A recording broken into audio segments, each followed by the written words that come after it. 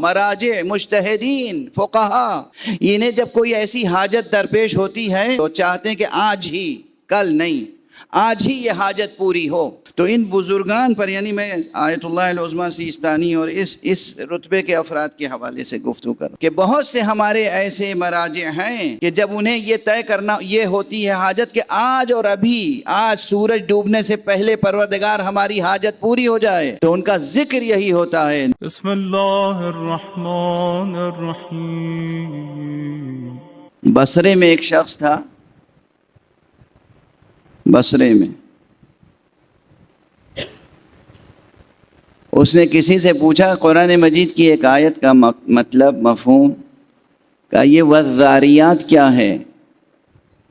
والذاریات ہے ذروا۔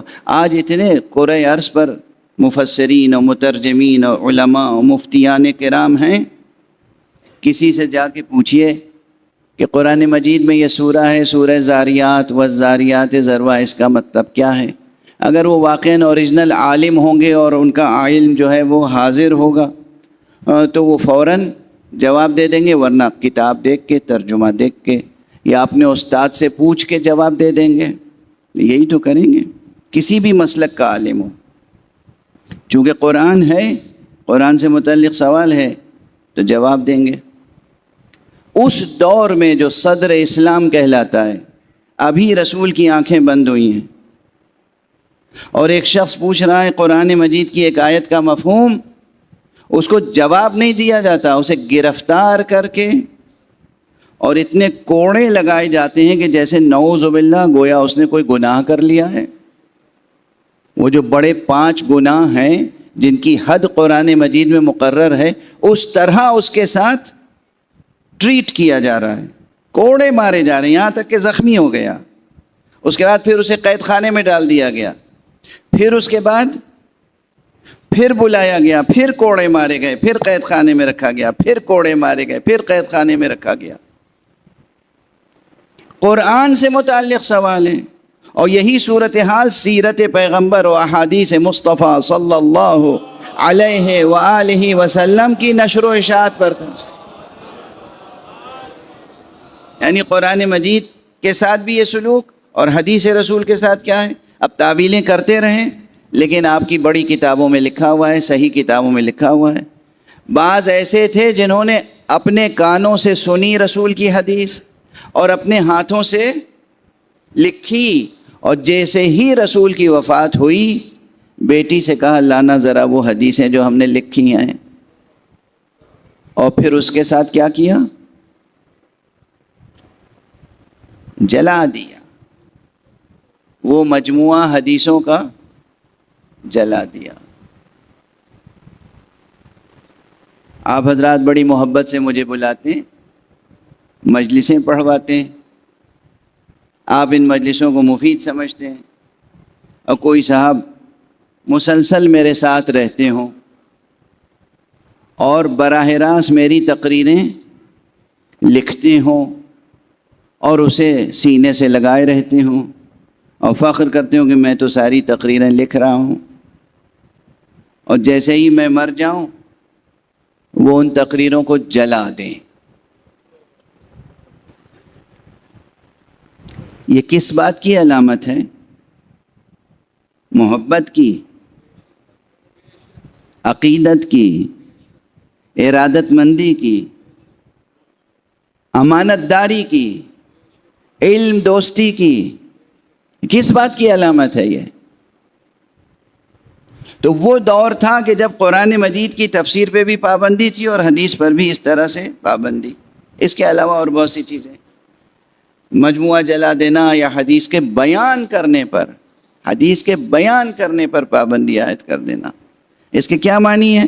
بھئی قرآن بیان ہوگا، قرآن کی تفسیر بیان ہوگی تو علم پھیلے گا، حدیث بیان ہوگی، سیرت مصطفیٰ بیان ہوگی، قول مصطفیٰ بیان ہوگا تو علم پھیلے گا۔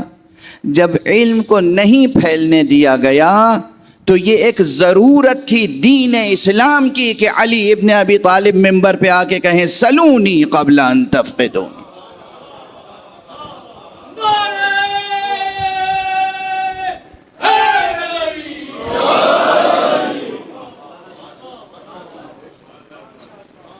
یہ نہ علم کا اظہار تھا، نہ انانیت تھی، بلکہ جس آزمائش میں پوری امت مبتلا تھی، اس آزمائش میں دست خدا اس وقت اسی طرح امداد کر سکتا تھا۔ یہ مدد تھی اللہ کی طرف سے جو علی کی شکل میں سامنے آئی تھی۔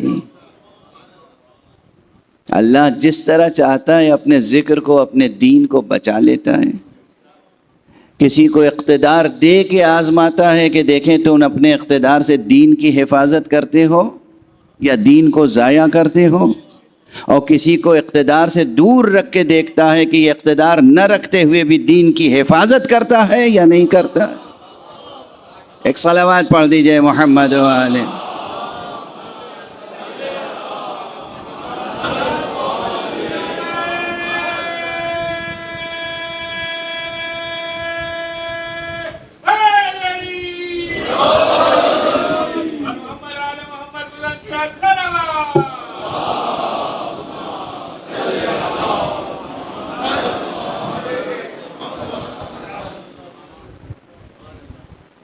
کوئی ایک حدیث ہو اور حضرت علی سے متعلق بھی تو اس پہ بہت غور کرنا چاہیے کہ کیوں ہوا یہ، کیوں ارشاد فرمایا یا یہ عمل کیوں انجام دیا، تو آپ کو اس میں بہت گہرائیاں نظر آئیں گی کہ یہ یوں ہی نہیں۔ ہم لوگ عموماً تمام خطبہ سلونی کی حدیث پڑھتے رہتے ہیں اور یہی تاثر ہوتا ہے کہ مولا کے پاس علم بہت تھا تو آپ علم کا اظہار کر رہے تھے۔ یہ صرف اظہار علم نہیں ہے، علی نے تو اپنے علم کا اظہار کیا ہی نہیں۔ اگر علم کا اظہار علی کرتے تو زمین تا آسمان علم کے دفتر جمع ہو جاتے۔ اور اسی مقام پر مقام فضیلت میں اس زاویے سے جملہ کہہ رہا ہوں، اسے دوسرے زاویے سے نہ سوچئے گا۔ مولا امیر المومنین علیہ السلام کے تھوڑے سے خطبات جمع کیے ہیں، وہ بھی پورے نہیں۔ کس نے؟ جناب شریف رضی نے، جو نہج البلاغہ کی شکل میں ہیں۔ جب بہت سے حضرات اس کتاب شریف اور اس کتاب نفیس کا نام جانتے ہیں اور اس کا احترام کرتے ہیں، مگر کھول کے تو پڑھ نہیں پاتے اور پھر اس پر مناظرے کا موضوع بنا لیتے ہیں۔ ایک فریق کہتا ہے کہ یہ مولا کے کلام کا مجموعہ ہے، ایک فریق کہتا ہے یہ مولا کے کلام کا مجموعہ نہیں ہے، وغیرہ وغیرہ، اس طرح کی بحثیں چلتی رہتی ہیں۔ میں ایک بات عرض کرنا چاہتا ہوں کہ یہ نہج البلاغہ جو یک جلدی آپ کے سامنے ہے، اس کا نام نہج البلاغہ اس لیے ہے کہ علامہ رضی نے، شریف رضی نے اس کو ادبی نقطہ نظر سے ایک انتخاب مرتب کیا ہے، اور ایک انتخاب مرتب کیا ہے۔ یعنی اگر 10 صفحے کا کوئی خطبہ تھا تو اس میں سے 1 صفحہ، 2 صفحے کا کوئی خطبہ تھا تو اس میں سے 2 سطریں، اس طرح سے آپ نے انتخاب جمع کیا ہے۔ اگر یہ بات پیش نظر ہو تو اس فقیر کا یہ جملہ یاد رکھیے گا، نہج البلاغہ کشکول رضی کا نام ہے، ظرف علم علی کا نام نہیں ہے۔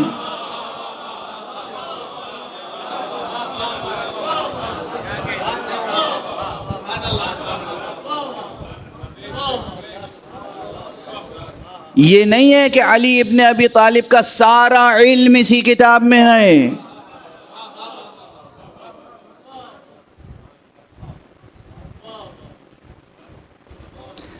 علی ابن ابی طالب کا سارا علم، اس کا اندازہ کرنا ہو تو قرآنی میں دیکھیے گا کہ اللہ نے فرمایا وَكُلَّ شَيْءٍ أَحْصَيْنَاهُ فِي إِمَامٍ مُبِينٍ۔ صلوات پڑھ دیجئے محمد و آلہ۔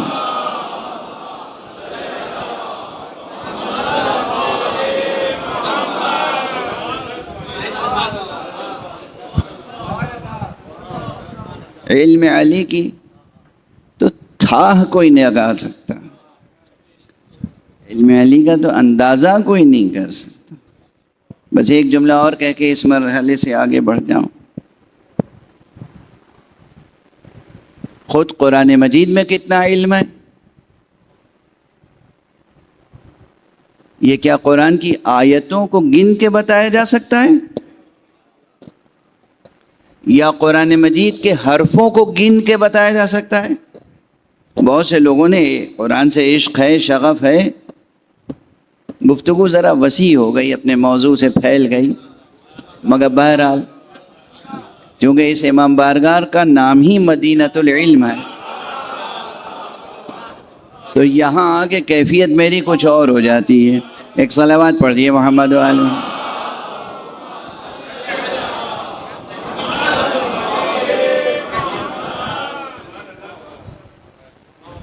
بہت سے عاشقان قرآن، علوم القرآن کا ذوق رکھنے والے، شوق رکھنے والے، ان کی کیفیت یہ رہی ہے کہ انہوں نے اس زمانے میں جب یہ کمپیوٹر نہیں تھا، خود بیٹھ کر قرآن میں الف کتنی مرتبہ آیا پورے قرآن میں، وہ انہوں نے گن کے عدد لکھا، اور اتنا درست لکھا کہ آج کمپیوٹر کے بعد بھی وہ غلط ثابت نہیں ہو سکتا۔ یہ جتنے حروف ہیں، بے کتنی مرتبہ آیا اور تے کتنی، اور تمام یہ پوری جو عربی حروف ہیں، اور یہی نہیں، زبر کتنی جگہ آیا قرآن میں، زیر کتنی مرتبہ آیا پورے قرآن میں، بسم اللہ سے والناس تک، پیش کتنی مرتبہ آیا، یہ سب شمار کیا گیا۔ لیکن میں اس سب کو پیش نظر رکھ کے کہہ رہا ہوں، کیا حروف اور حرکات قرآن کو شمار کرنے سے یہ اندازہ ہو جائے گا کہ قرآن میں علم کتنا ہے؟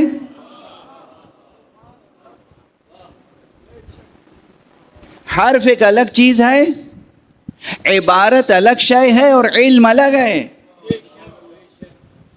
جہان علم الگ ہے۔ عبارت تو بہت سطحی ہوتی ہے، عبارت یوں سطر لکھی ہوئی ہے آپ کے سامنے، ایک سطر کی عبارت میں کتنا علم ہو سکتا ہے؟ ایک سطر کی عبارت میں کتنا علم ہو سکتا ہے؟ اسی لیے ہمارے ایک استاد تھے حضرت علامہ آیت اللہ حسن زادہ آمولی رحمۃ اللہ علیہ، بہت بڑے عارف تھے، فلسفی تھے، فقیہ تھے، مجتہد تھے، جامع علوم شخصیت۔ انہوں نے ایک مرتبہ اس فقیر سے فرمایا، میاں سنو،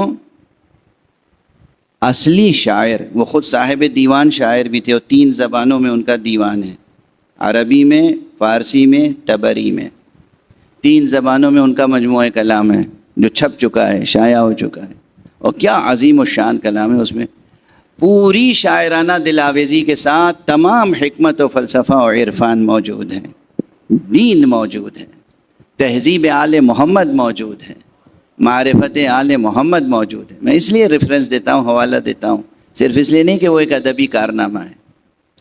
وہ کہنے لگ، کسی اور شاعر سے متعلق میں ان سے استفادہ کر رہا تھا، پوچھ رہا تھا کہ ان کے بارے میں کیا خیال ہے، ان کے بارے میں کیا خیال ہے، تو انہوں نے کہا کہ میاں دیکھو، جو اوریجنل پوئٹ ہے، جو اوریجنل شاعر ہوتا ہے، وہ ایک بیت شعر سے بھی پہچان لیا جاتا ہے کہ شاعر ہے، ایک بیت شعر۔ اور جو شاعر نہیں ہے، جو کلٹیویٹڈ پوئٹ ہیں، جو شاعر اوریجنل نہیں ہے، وہ ضخیم دیوان بھی جمع کر کے تمہارے سامنے رکھ دے تو وہ دیوان صرف اس کے ناشاعر ہونے پہ دلالت کرے گا، شاعر ہونے پر گواہی نہیں دے گا۔ جو واقعاً فطری ذوق شعر رکھتا ہے اور شعریت کو پہچانتا ہے کہ شعریت کیا چیز ہے۔ اب کیسے سمجھاؤں میں یہ بچوں کو کہ شعریت کیا چیز ہوتی ہے؟ سمجھا دوں چھوٹی سی مثال دے کے؟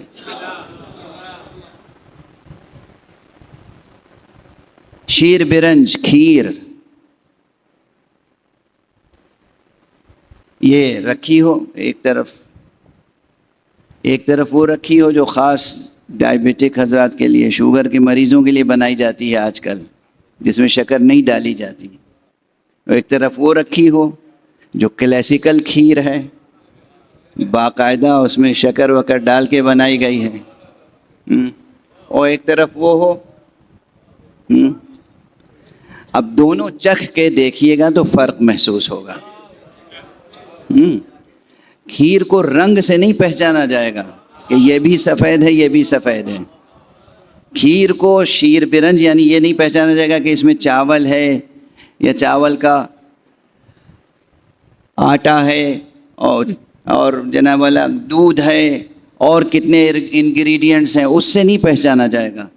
کھیر اصلی ہے یا اصلی نہیں ہے یہ اس خاص شیرینی سے پہچانا جائے گا کہ جو اس کھیر میں ہوگی، اس شیر برنج میں ہوگی جسے قاعدے سے بنایا گیا ہے ایک صحت مند انسان کے لیے. ٹھیک ہے نا؟ میرا خیال ہے کسی حد تک یہ مثال کافی ہے. تو بہرحال امیر المومنین علی ابن ابی طالب علیہ الصلاۃ والسلام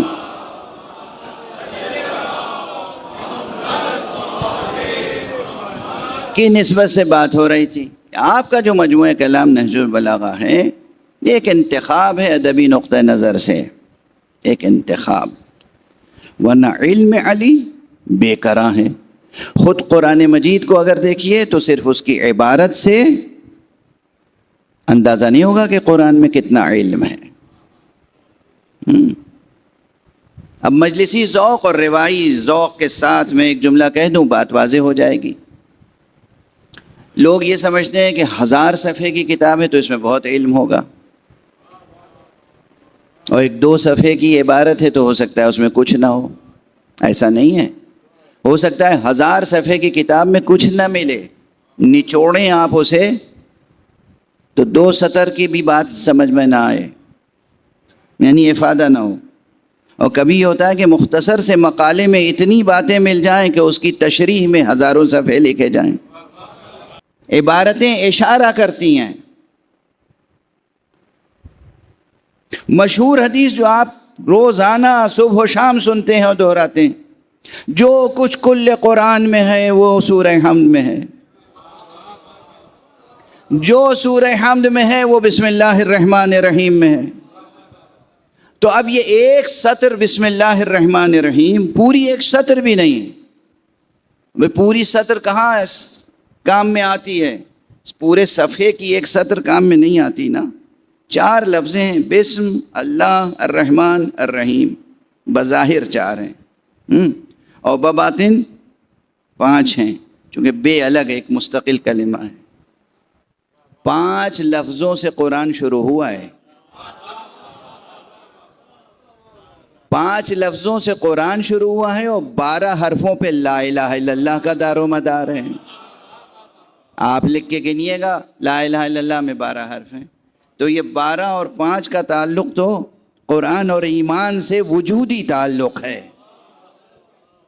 اب بات یہاں تک رہے کہ بسم اللہ ایک چھوٹا سا فقرہ، اس میں کتنا علم ہے؟ پورے قرآن کا علم. عبارت. مولا امیر المومنین علیہ الصلاۃ والسلام کو کتنا علم تھا؟ یہ قرآن میں جو کچھ ہے پورا علم تھا. اس کی ایک گواہی بعض علماء اہل سنت والجماعت نے دی ہے.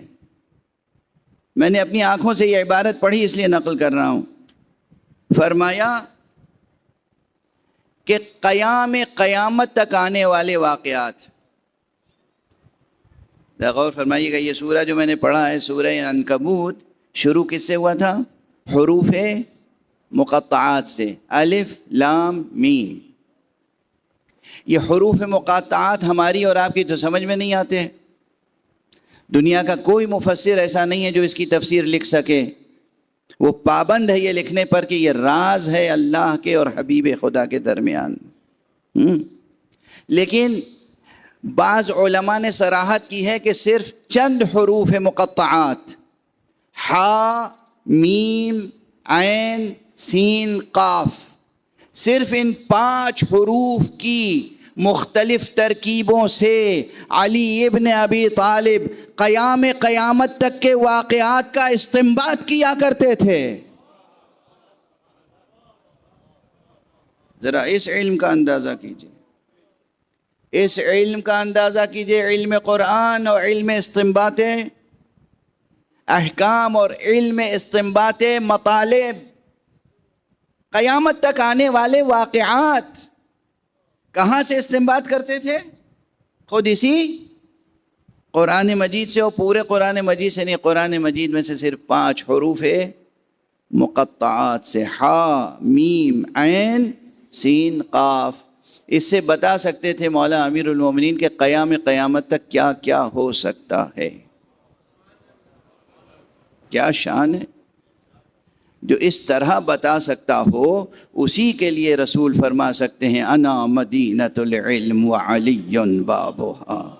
ایک صلوات پڑھ دیجئے محمد۔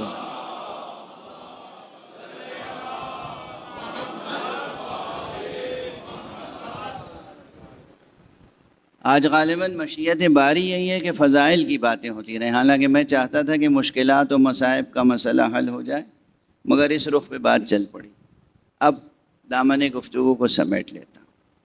امیر المؤمنین علی ابن ابی طالب علیہ السلام کی وہ جہت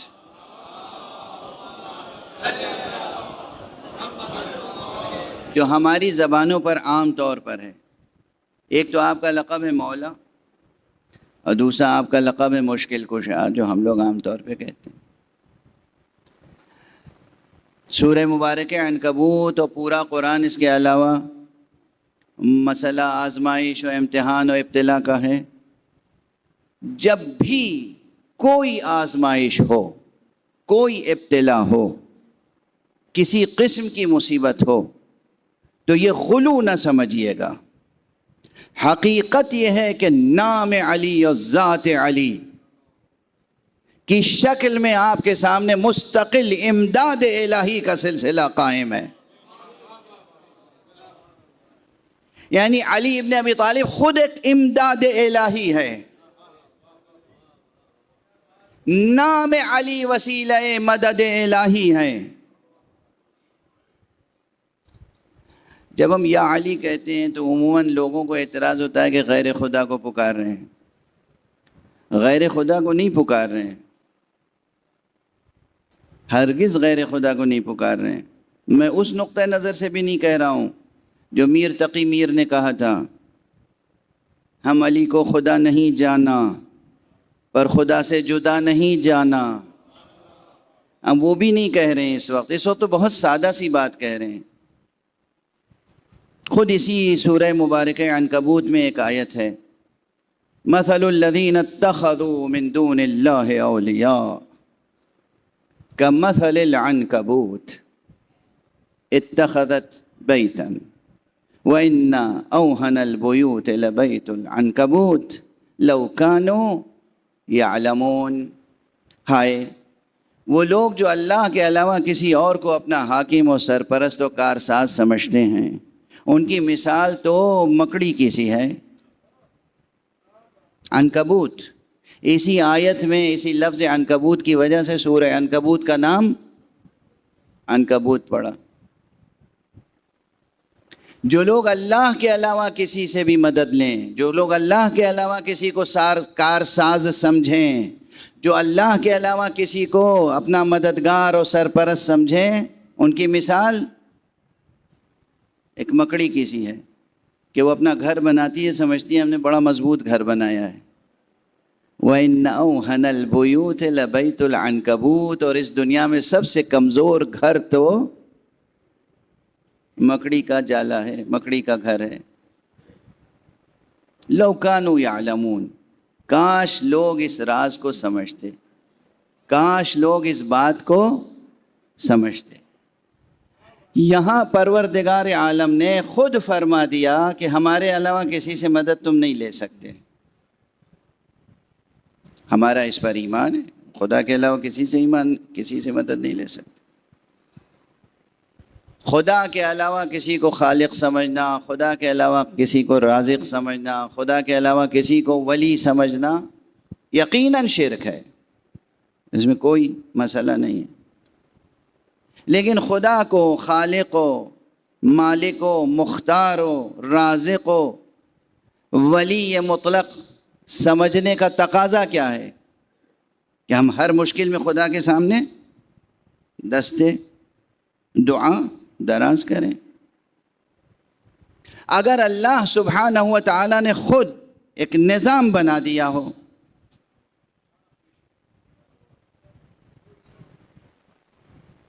علم کی ضرورت انسان کو ہے، ہدایت کی ضرورت انسان کو ہے۔ قرآن مجید میں ہے کہ ان علینا للہدی، ہدایت تو بس ہمارے اوپر ہے، یعنی اللہ کا کام ہے ہدایت دینا۔ آپ کو اب اگر ہدایت چاہیے تو پھر رسول اللہ کے پاس کیوں جاتے ہیں؟ حکم دریافت کرنے کے لیے تو رسول اللہ صلی اللہ علیہ وآلہ وسلم کے پاس جاتے ہیں۔ بار بار اعتراض ہوتا ہے اور بار بار جواب دینا پڑتا ہے۔ کوئی بھی مسلمان روئے زمین پر اس وقت ایسا ہے جو منتظر رہے کہ مجھے یہ مسئلہ نہیں معلوم ہے، اے پروردگار جبرائیل کو بھیج، براہ راست مجھے ہدایت عطا فرما۔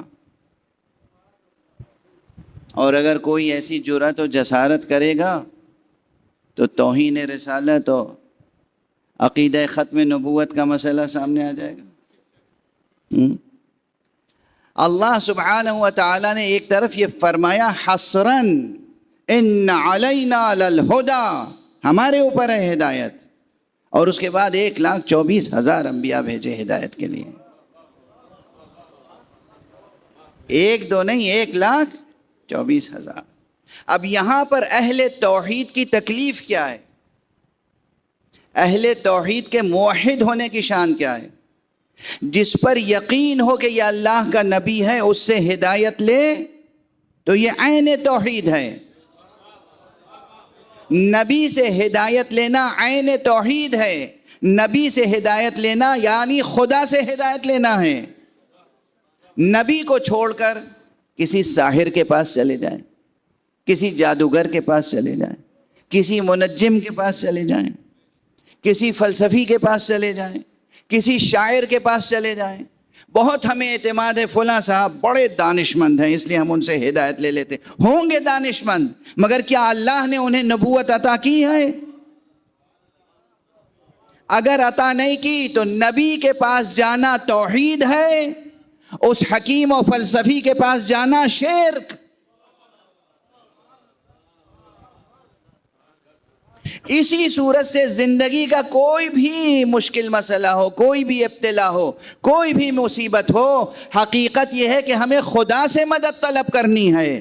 لیکن دنیا میں ہزاروں صاحب اقتدار، صاحب زر اور نہ جانے صاحب اسباب دنیا بہت سے لوگ ہیں، ان میں سے کسی کے پاس بھی اپنے اختیار سے، اپنے ارادے سے، اپنی چوائس سے، اپنے انتخاب سے جانا شرک ہے۔ اور جس کے بارے میں خدا اعلان کر دے، خدا کا رسول اعلان کر دے، اس کے پاس جانا عین توحید ہے۔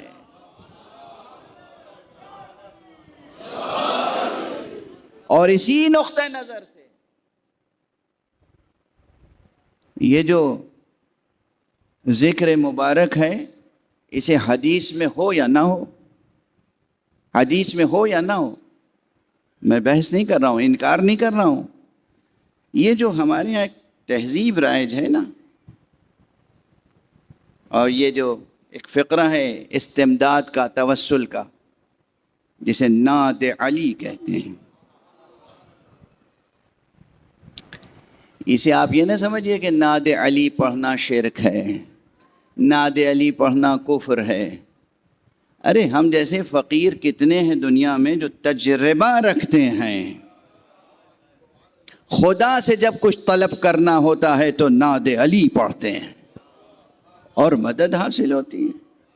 آپ سے عرض کروں کہ بہت سے یہ مراجع ہمارے علماء بزرگان، ابھی میں ایک جوان سے کہہ رہا تھا، وہ بات تنہائی میں کہہ رہا تھا، آپ کے سامنے کہہ رہا ہوں، یہ علماء، بزرگ علماء، مراجع، مجتہدین، فقہاء، انہیں جب کوئی ایسی حاجت درپیش ہوتی ہے اور اضطرار اور اضطراب کی کیفیت ہوتی ہے، اور چاہتے ہیں کہ آج ہی، کل نہیں، آج ہی یہ حاجت پوری ہو،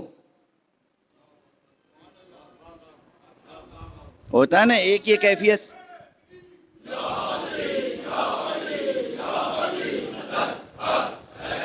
ایک کیفیت ہوتی ہے نا کہ بھئی دعا کی اور خدا پہ چھوڑ دیا، اور کبھی وہ کیفیت ہوتی ہے اضطراب و اضطرار کی کہ نہیں پروردگار ہم چھوڑنا نہیں چاہ رہے ہیں، ہمیں تو بس ابھی چاہیے یہ حاجت آج پوری ہو جائے، اور یہ ہوتی ہے کیفیت. کب میں مثال دے دوں؟ میں اب تو کم یہ کیفیتیں ہوتی ہیں لیکن اب بھی ہوتی ہیں. معاشرے کی ضرورتیں. میرے خاندان میں بزرگوں میں ایک بزرگ تھے، یہ کوئی 80-100 برس پہلے کی بات ہے، 80 یا 90 برس پہلے کی بات ہے. ہمارے بزرگوں میں ان کا مدرسہ تھا، غربت و افلاس کا دور تھا. مدرسے میں 2 دن ایسے گزر گئے کہ بچوں نے مدرسے کے کھانا نہیں کھایا. مدرسے میں کچھ نہیں تھا، کوئی مومن لا کے نہیں دے گیا. اب وہ جو محتمم تھے وہ آئے پرنسپل صاحب کے پاس. انہوں نے کہا کہ 2 دن گزر گئے، ہاسٹل کے بچے کھانا نہیں کھایا انہوں نے. اب بچے جو ہیں کل کلاس میں آنے کے لائق بھی نہیں ہیں. اب صرف دعا کا کام نہیں تھا کہ دعا کر کے مرضی الہی اور مشیت الہی پہ چھوڑ دیں، بلکہ اب اضطرار تھا، اضطراب تھا، اور یہ تھا کہ وہ جو ناز بندگی ہے دکھایا جائے. پروردگار تو صبور ہے مگر ہم تو صبور نہیں ہیں. پروردگار یہ بچے ہیں بھوکے ہیں. انہوں نے کہا آج ہی طلب ہونی چاہیے، ہماری دعا آج ہی پوری ہو، کہیں سے کوئی غیب سے انتظام ہو میں نہیں جانتا، آج ہی ہونی چاہیے. یہ کیفیت اب بھی ہوتی ہے. حوزہ علمیہ میں بہت سے مسائل ہیں جس کا آپ کو اندازہ نہیں ہے، علم نہیں ہے، کتنی پیچیدہ مسائل ہوتے ہیں. تو ان بزرگان پر، یعنی میں آیت اللہ العظمیٰ سیستانی اور اس رتبے کے افراد کے حوالے سے گفتگو کر رہا ہوں کہ بہت سے ہمارے ایسے مراجع ہیں کہ جب انہیں یہ طے کرنا یہ ہوتی ہے حاجت کہ آج اور ابھی، آج سورج ڈوبنے سے پہلے پروردگار ہماری حاجت پوری ہو جائے، تو ان کا ذکر یہی ہوتا ہے ناد علی مظہر العجائب.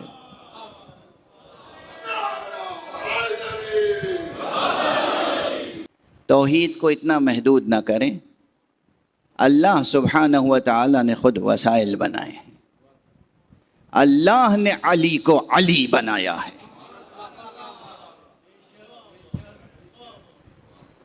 اللہ نے علی کو وہ علم دیا ہے کہ سلونی کہہ کے علم کی پیاس بجھا سکتے ہیں.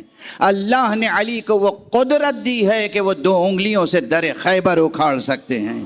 اللہ نے علی کو وہ صبر دیا ہے کہ دنیا کی تمام مصیبتیں بھی پڑیں تو علی صبر کر سکتے ہیں. علی کے اوصاف، اللہ نے اوصاف عطا فرمائے. بس گفتگو روک رہا ہوں آج اس مرحلے پر.